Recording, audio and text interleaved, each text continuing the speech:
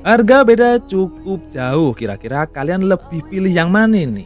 New PCX 2025 atau PCX 160 yang generasi sekarang nih? Ciao, bentornato nel canale Automotive Centeris. Halo geng, gimana nih kabar kalian semua? Semoga kalian selalu dalam keadaan sehat walafiat ya guys ya. Tanpa halangan dan kekurangan satu apapun nih. Dan semoga kalian selalu dalam lindungan Tuhan yang Maha Esa. Allah Subhanahu wa taala. Amin amin ya rabbal alamin ya geng. Dan di kesempatan video kali ini saya akan mencoba mengkomparasi dua motor ini, motor yang berbeda generasi ya guys ya. Ada PCX 160 generasi sekarang dengan saudaranya New PCX 2025 yang baru saja dirilis. Nah, untuk kedua motor ini untuk harganya bisa dikatakan berbeda cukup jauh. Untuk PCX generasi sekarang ini, PCX 160, untuk varian terendahnya Honda menjual di harga 30 jutaan, geng. Sementara untuk New PCX 2025 untuk varian terendahnya Honda membandrolnya di harga sekitar 33,4 jutaan. Nah, kira-kira untuk dimiliki lebih worth it yang mana nih? Generasi yang sekarang atau generasi yang 2025. Nah, serta mungkin kita akan mengkomparasilah sedikit-sedikit ya guys ya. Untuk yang pertama, untuk generasi yang sekarang ya guys ya, PCX 160 untuk tampilan dari desainnya, ya kalian pasti udah tahu, udah hafal banget ya guys ya. Tampilannya itu bisa dikatakan elegan, memanjang, ya bahkan banyak yang mengatakan ini kayak barongsai, kayak speedboat, kayak jet ski. Ya emang menurut saya juga begitu ya guys ya. Tapi seenggaknya nilai dan identitas dari PCX itu masih kentara, masih terasa. Karena PCX 160 ini masih menggunakan stang telanjang, belum di cover. Dan stang telanjang ini emang memberikan nilai tersendiri dengan rasa elegan, terus tampilan yang menarik, serta looks-nya itu emang kayak mewah elegan gitu ya guys ya. Dan untuk tampilan dari speedometernya ini udah bisa dikatakan digital ya guys ya. Dengan bentuk yang oke punya sih menurut saya, bahkan lebih bagus dari NMAX kalau menurut saya. Dengan bentuk yang memipih panjang itu sebenarnya lebih oke ya guys ya. Dan untuk di area kaki-kaki, untuk kaki-kakinya kedua motor ini baik generasi sekarang ataupun generasi 2025, kalau yang varian standar masih sama-sama menggunakan shock breaker yang belum dilengkapi dengan substang ya guys ya.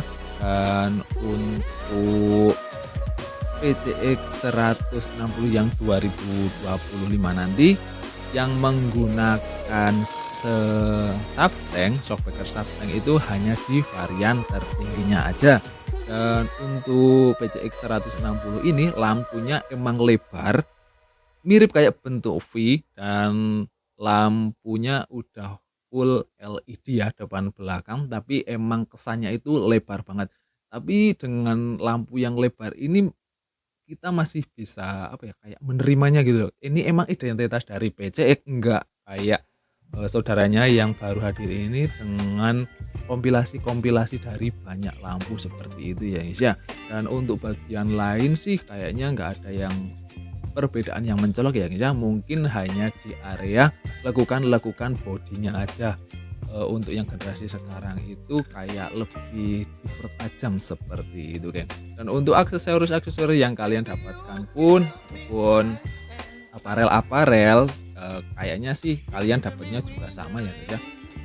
Ataupun Honda menyediakan aksesoris-aksesorisnya itu sama-sama, mulai dari garnish radiator dan sebagainya dan sebagainya. Oke, sementara untuk New PCX 2025, kalau dikatakan berbeda banget ya enggak, dikatakan sama juga enggak. Jadi Honda memberikan perbedaan ataupun improvisasi itu kayak bisa dikatakan nanggung kali ya guys ya. Ya untuk varian terendah ataupun varian standar, terus varian CBS ABS, untuk speedometernya pun masih sama dengan generasi yang sekarang ada. Untuk kaki-kakinya masih sama dengan generasi sekarang, belum menggunakan substang ya guys ya. Ataupun velgnya pun masih sama dengan generasi yang sekarang. Ini merupakan suatu keadaan ataupun kejadian yang cukup langka ternyata ya guys ya. Karena kita mengingat kalau Honda itu emang rajin memberikan improvement-improvement di area kaki-kaki ataupun di area velgnya. Tapi ternyata ini nggak kejadian di New PCX 2025. Honda masih mempertahankan bentuk dari velgnya, desain dari velgnya, pengeremannya, terus ataupun di area warna velg itu masih sama. Terus di area knalpot juga, di area, cover dari knalpotnya juga masih sama ya guys ya. Bentuknya masih sama, terus desainnya juga masih sama seperti generasi yang sekarang ini. Di area bodi depan, di area windshield juga masih sama. Yang membedakan mungkin di area sini aja geng, di area cover stang. Honda sekarang lebih rajin memberikan cover stang di beberapa skutiknya yang tadinya stangnya itu telanjang ya guys ya. Dan untuk fitur kayaknya nggak terlalu berbeda jauh ya. Mungkin untuk yang varian Roadsink ini udah dilengkapi dengan layar TFT 5 inci. Terus untuk perlampuannya juga udah full LED dengan desain yang berbeda. Lampu belakangnya pun juga berbeda dengan kayak bentuk V. Dan fitur untuk Honda Roadsink ini sendiri ya kalian pasti udah tahu ya. Bisa menerima panggilan, bisa melakukan panggilan, bisa menerima pesan, berkirim pesan, terus bisa navigasi, terus bisa muter musik juga. Ya walaupun ini fitur yang penting nggak penting juga ya guys ya. Dan fitur-fitur lain yang cukup berubah mungkin di area penggunaan USB Type-C yang udah lebih disempurnakan seperti itu. Dan dengan digunakannya layar TFT ini malah kayak kelihatan apa ya guys ya, monoton ya guys ya, karena bentuknya itu cuma kotak persegi panjang dengan dua mode siang sama mode malam. Kalau bentuknya bisa dibuat kayak speedometer sebelumnya atau dimodifikasi sedikit lagi, mungkin itu akan menjadikan bentuk yang lebih baik, tapi nyatanya Honda nggak melakukan itu. Dan untuk fitur-fitur lain seperti bagasi 30 liter ataupun HSTC, traction control, smart key, keyless, terus alarm anti maling, terus apa lagi, assurback system ataupun lampu hazard itu masih dipertahankan.